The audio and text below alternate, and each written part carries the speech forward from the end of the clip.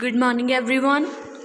As you all know that we were doing the chapter time, motion and speed, and from that chapter today we will discuss the topic of pendulum. Okay, it was done once in the Zoom class also, but again we are going to discuss it. Okay, so pendulum, it was shown to you also, है ना।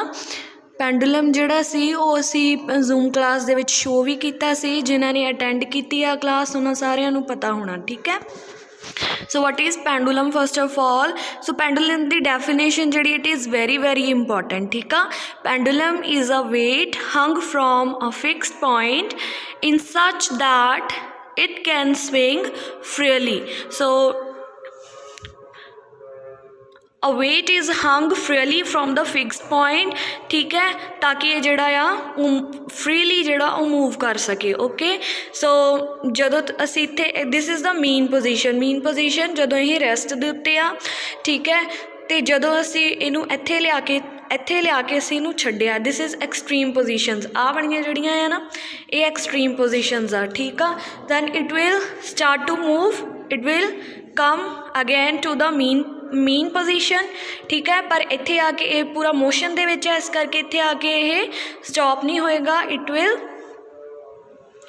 Move again, ठीक है। सो अगे आके फिर दोबारा की होएगा, इत्थों फिर वापस मुड़ेगा। Okay, it will come to the main position. Then इस तरह जिहड़ी ऑसीलेशन है ये चलती रहूगी, ठीक है। सो इत्थों इदां जदों फिर दोबारा इसे पॉइंट ते आया ना, तो ये होगी यदि वन ऑसीलेशन जिहड़ी आ वो कंप्लीट होगी, ठीक है। सो नैक्सट आपां कर रहे सीगे time period. What is time period? It is a time a pendulum takes to complete one oscillation. So pendulum जिन्ना टाइम लैंदा आ एक ऑसीलेशन कंप्लीट करन वास्ते, that is the time period, ठीक है। एक ऑसीलेशन दस दिता ना, एक ऑसीलेशन कदों पूरी हुंदी आ। ओके, इत्थे लिया के असीं इनूं छड्डिया, दैन ये फिर मेन पोजीशन ते फिर इधर फिर इधर फिर इधर, ठीक है। सो इत्थे इनूं असीं लिया के छड्डिया सी, दोबारा इस पोजीशन ते जदों आ गया तो इहदी एक जिहड़ी ऑसीलेशन आ वो पूरी हो गई, ठीक है। सो टाइम पीरियड की आ पेंडुलम ने जिन्ना टाइम लिया टू कंप्लीट वन ऑसीलेशन, एक ऑसीलेशन उन्हें किन्ने टाइम दे विच पूरी की, that is the time period. And it depends upon it depend on other factors also, and it depend on the length of pendulum also.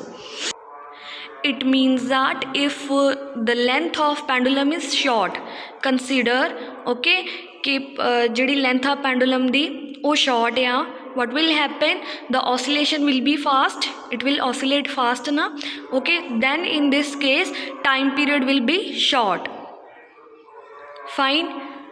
The pendulum will oscillate fast, okay, and it will take a very short time to complete one oscillation. It means that time period will be small, okay। Next is frequency. What is frequency? The number of oscillations a pendulum makes in 1 second. Pendulum ने 1 second दे विच जिन्नियां ऑसीलेशनस पूरियां कीतियां, it is called its frequency, ठीक है।